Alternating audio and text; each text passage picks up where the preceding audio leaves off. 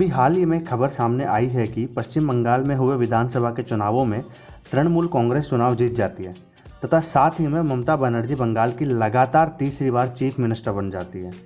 अगर हम चुनाव के बारे में बात करें तो पश्चिम बंगाल का विधानसभा चुनाव 8 चरण में पूरा किया गया, जिसमें 27 मार्च को पहले फेज की वोटिंग की गई। इसके बाद 1 अप्रैल, 6 अप्रैल, 10 अप्रैल, 17 अप्रैल, 22 अप्रैल, 26 अप्रैल व 29 अप्रैल को अन्य फेज़ों की वोटिंग की गई। इस चुनाव में 1 लाख से भी ज़्यादा मतदान केंद्रों पर वोट डाले गए।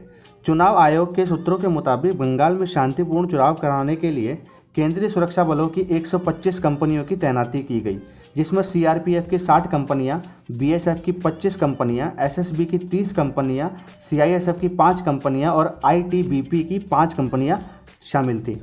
अगर चुनाव सीटों की बात की जाए तो पश्चिम बंगाल में ये चुनाव 294 सीटों पर होता है, जिसमें पिछले चुनावों में 2016 में तृणमूल कांग्रेस टीएमसी ने शानदार प्रदर्शन करते हुए 211 सीटों पर जीत दर्ज की थी तथा साथ ही में कांग्रेस और उसकी अलायंस ने 76 सीटें जीती, लेकिन भारतीय जनता पार्टी ने 3 सीटों पर जीत हासिल की थी।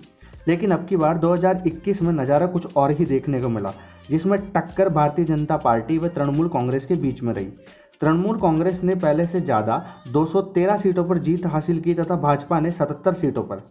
पश्चिम बंगाल के चुनावों के लिए कई नेताओं ने अपनी अपनी भविष्यवाणी दी, बट वेस्ट बंगाल में टीएमसी के जीतते ही ये सारी की सारी भविष्यवाणी गलत हो गई। लेकिन केंद्रीय गृह मंत्री अमित शाह की भविष्यवाणी फिर भी एक सही रही। अमित शाह जी ने कहा था कि ममता बनर्जी अपनी खुद की सीट भी नहीं बचा पाएगी, और ऐसा हुआ भी। ममता बनर्जी अपनी खुद ही की सीट से हार गई।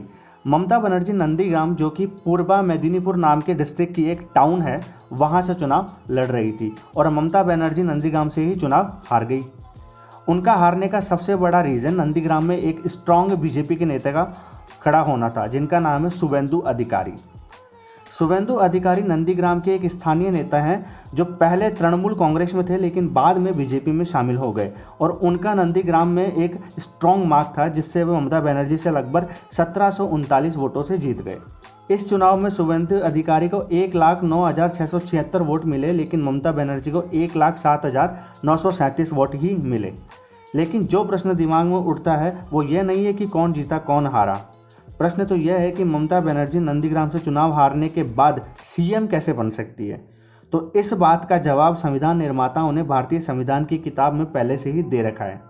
इंडियन कॉन्स्टिट्यूशन के पार्ट 6 के आर्टिकल 164 में यह प्रावधान दिया गया है कि कोई भी पार्टी जीतने पर सीएम के लिए किसी भी सदस्य को बना सकती है, लेकिन उस व्यक्ति का पद ग्रहण करने के 6 माह के अंदर अंदर विधानमंडल के सदस्य के रूप में चुना जाना आवश्यक होगा।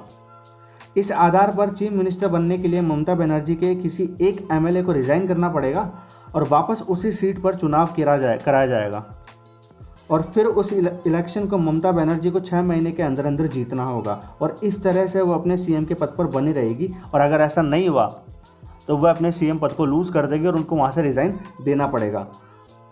ये कोई टफ काम नहीं है, मतलब एक सीएम के लिए टफ नहीं है। आसानी से जो सीएम होता है वो बाई इलेक्शंस को जीत जाता है। और अगर इस बात के एग्जाम्पल देखें, क्योंकि ये पहली बार तो हुआ नहीं था, मतलब ममता बनर्जी के साथ में ये पहली बार नहीं हुआ है, पहले भी इससे पहले बहुत बार ऐसा हो चुका है। इसका एग्जाम्पल हम देख सकते हैं 2014 में जो लोकसभा चुनाव हुए थे उनमें, क्योंकि उनमें अरुण जेटली को अमृतसर से हारने के बाद भी वित्त मंत्रालय दे दिया गया था, और उसके विद इन 6 मंथ वो राज्यसभा से जीत करके केंद्रीय मंत्रिमंडल में बने रहे।